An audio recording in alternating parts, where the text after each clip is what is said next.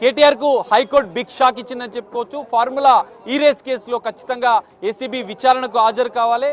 Quash పిటిషన్కి సంబంధించినటువంటి దాన్ని మాత్రం కోర్టు ఆమోదించలేదు. కేవలం 10 రోజులు మాత్రమే అరెస్టు కాకుండా ఉండాలంటూ ఆదేశాలు జారీ చేసింది. అడ్వకేట్ జనరల్ చెప్పిన కీలక అంశాలు, దర్యాప్తులో సంచలన విషయాలు బయటకు వస్తాయి. ఖచ్చితంగా ఈ కేసును దర్యాప్తు చేయాల్సిన అవసరం ఉంది. కోట్ల రూపాయలు విదేశాలకు మళ్లించిన అంశాలను కూడా దర్యాప్తులో విషయాలు బయటకు వస్తాయని చెప్పిన పరిస్థితి. ఈ నేపథ్యంలో అసలు వాదనలు ఎలా జరిగాయి, దీనికి సంబంధించినటువంటి కేటీఆర్ ఈ కేసును ఎలా ఎదుర్కోబోతున్నారు అనేది మనం అడ్వకేట్ వర్మ గారు ఉన్నారు, వారిని అడిగి మరిన్ని అంశాలు తెలుసుకునే ప్రయత్నం చేద్దాం.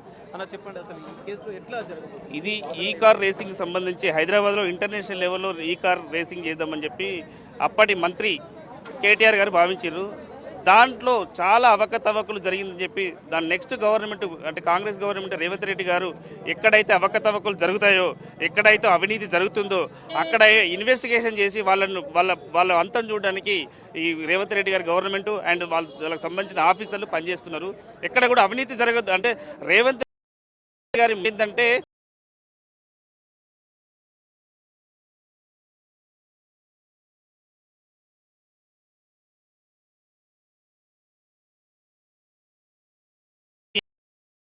ఫ్రాడ్. ఎందుకంటే ఆయన అంటే మినిస్టర్ గారే అంటే కేటీఆర్ గారే ఒప్పుకున్నారు.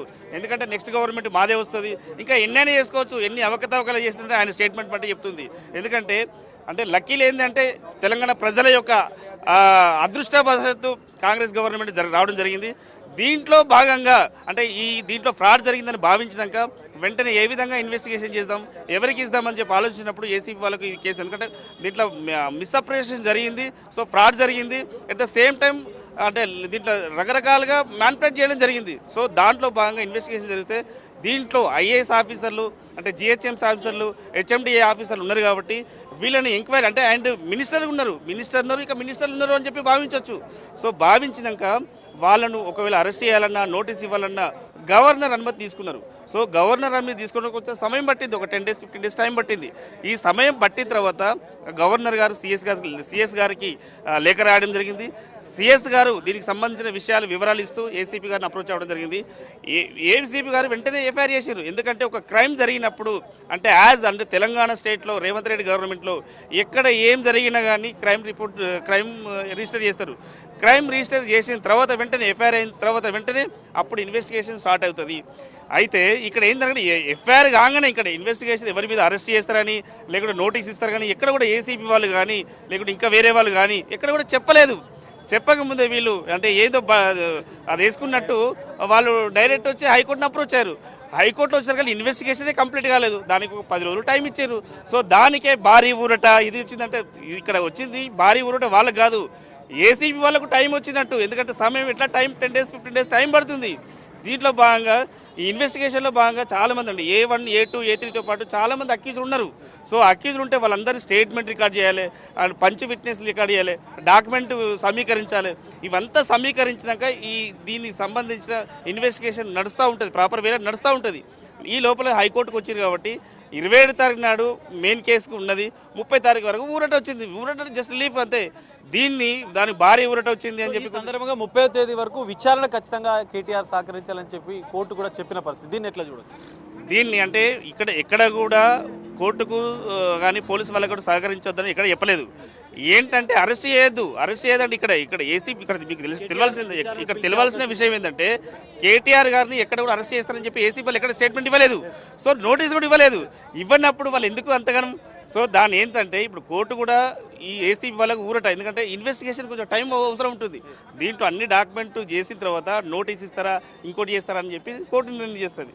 కోర్టు నిర్ణయం చేసిన తర్వాత అప్పుడు మనం ఏసీబీ వాళ్ళు ఖచ్చితంగా ఈ కేసులో కేటీఆర్ని విచారించే అవకాశం ఉందా? కోర్టు దానికి సంబంధించింది ఏసీపీ వాళ్ళు డెఫినెట్లీ వాళ్ళ కోణంలో వాళ్ళు విచారణ చేస్తారు, డెఫినెట్లీ చేస్తారు. ఎందుకంటే రేపు అంటే ఈ రోజు కాదు, రేపే వాళ్ళకు నోటీస్ ఇచ్చి విచారణకు రమ్మనే అవకాశం ఉంటుంది. ఎందుకంటే ఇదంతా పార్ట్ ఆఫ్ ఇన్వెస్టిగేషన్. సో ఇన్వెస్టిగేషన్లో భాగంగా రేపే నోటీస్ ఇవ్వచ్చు, ఎల్లుండి ఇవ్వచ్చు, 10 days తర్వాత ఇవ్వచ్చు. అదంతా ఏంటంటే వాళ్ళు ఏసీపీ వాళ్ళు ఇన్వెస్టిగేషన్ వాళ్ళకు టైం పడుతుంది కదా. ఇప్పుడు మనం ఇవ్వంటే కోర్టు ఇవ్వంటే కాదు, వాళ్ళు ఈ ఇన్వెస్టిగేషన్ చేస్తే వాళ్ళకి ఏది అవసరం ఉంటుందో, ఎవరికి నోటీస్ ఇవ్వాలో, ఎవరిని తీసుకోవాలి అనేది ఏసీపీ నిర్ణయిస్తుంది. ఎందుకంటే వాళ్ళకి కావాల్సింది డాక్యుమెంటరీ. రేపు పొద్దున హైకోర్టుకు వచ్చినా ఎక్కడికి వచ్చిన వాళ్ళు కూడా నెగ్గాలి కదా. సో నెగ్గాలంటే డెఫినెట్లీ వాళ్ళకు సంబంధించిన డాక్యుమెంట్ తీసుకుంటారు, ఆ విట్నెస్లు రికార్డ్ చేస్తారు, ఆ విట్నెస్ యొక్క స్టేట్మెంట్ రికార్డ్ చేసినాక అది ప్రాపర్ వేలో దానికి సంబంధించిన డాక్యుమెంట్ కూడా సేకరిస్తారు. సేకరించినాక కోర్టుకు క్వాష్కు సంబంధించి సమర్పిస్తారు. ఇచ్చిన తర్వాత ఏం జరుగుతుందో చూద్దాం. ఏసీబీ దర్యాప్తులో కీలక అంశాలు బయట పెడితే కీలక ఆధారాలు ఉంటే ఖచ్చితంగా 10 రోజుల అనంతరం కేటీఆర్ ని అరెస్ట్ చేసే అవకాశం కూడా ఉండే అవకాశం ఉందా ఈ సెక్షన్లలో? ఈ సెక్షన్లో డెఫినెట్లీ అరెస్ట్ చేసే అవకాశం ఉంటుంది అండి. ఎందుకంటే దీంట్లో ఎక్కడ కూడా అంటే మన తెలంగాణ స్టేట్కి సంబంధించి తెలంగాణ రాష్ట్రానికి సంబంధించిన ఫండ్ అంటే క్యాష్ రూపంలో ఉండి తీసుకొని దాన్ని అంటే లండన్ దానికి ట్రాన్స్ఫర్ చేయడం జరిగింది. ఎందుకంటే ఇట్ సెల్ఫ్ ఇల్లీగల్.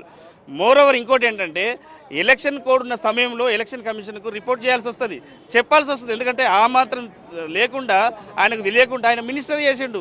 దీంట్లో ఐఏఎస్ ఆఫీసర్లు ఉన్నారు. అంటే ఎలక్షన్ కమిషన్కి తెలియాలనే విషయం కూడా వాళ్ళకి తెలియకుంటే వాళ్ళు ఎక్కడ ఏ మినిస్టర్ చేశారు, ఎంత ఫ్రాడ్ అంటే ఒకనొక సందర్భంలో కేటీఆర్ గారు అన్నారు, మీరు ఒక వీడియో చెక్ చేసుకోండి ఒకసారి. నేను అంటే మాది రేపు పొద్దున కూడా బీఆర్ఎస్ గవర్నమెంట్ వస్తుందని చెప్పి ఇట్లా ఈ విధంగా చేయడం జరిగింది, లేకుంటే మేము ఎందుకు చేస్తామని చెప్పారు. అంటే ఒకవేళ బీఆర్ఎస్ గవర్నమెంట్ వస్తే ఇంతకంటే ఎక్కువ ఫ్రాడ్ జరుగుతుండేవచ్చు. సో ఆ కోణంలో ఏసీబీ ఇన్వెస్టిగేషన్ చేస్తుంది. ఖచ్చితంగా మీరు చెప్పినట్టు 600 కోట్ల రూపాయల ఒప్పందం జరిగినట్లుగా కూడా ఈ వాదనలో మనం విన్నాం. సో దాన్ని ఎట్లా 600 కాదండి, 700 కోట్లు. 700 కోట్లు స్వయంగా కేటీఆర్ గారే చెప్పిండు. 700 కోట్లు జరిగింది, తెలంగాణకు లాభాలు వచ్చినాయని చెప్పిండు. ఎక్కడ లాభాలు వచ్చినాయి, ఏటి పోయినాయి, ఆ ఫండ్ అన్ని ఎక్కడ ట్రాన్స్ఫర్ అయింది చెప్పాల్సిన బాధ్యత ఉంటుంది. అది ఇన్వెస్టిగేషన్లో తెలుస్తుంది. ఇప్పుడు మీరు నేను మాట్లాడుకుని కాదు, అంటే కేటీఆర్ ఏదో బయటకు చెప్పి పేపర్లు చూపించినంత మాత్రాన కాదు.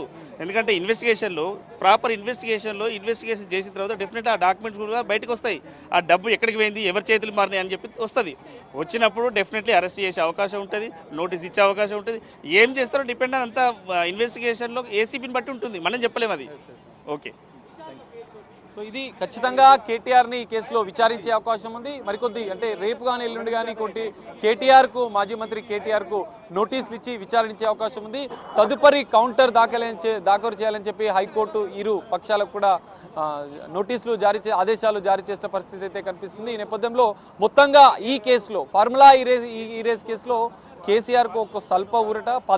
10 రోజుల వరకు మాత్రమే అరెస్టు చేయకుండా ఆదేశాలు ఇచ్చింది. కానీ ఖచ్చితంగా ఏసీబీ విచారణలో ఖచ్చితంగా కీలక అంశాలు ఈ కేసులో నిధుల మళ్లింపు, 55 కోట్ల రూపాయల నిధుల మళ్లింపు విదేశీ కంపెనీలకు జరిపిన ఆధారాలను కూడా ఏసీబీ బయటపెట్టే అవకాశం ఉన్నాయి. తదుపరి విచారణ వరకు ఈ కేసులో ఎలాంటి కీలక పరిణామాలు చోటు చేసుకుంటాయి అనేది మనం వేచి చూడాల్సిన పరిస్థితి కనిపిస్తుంది.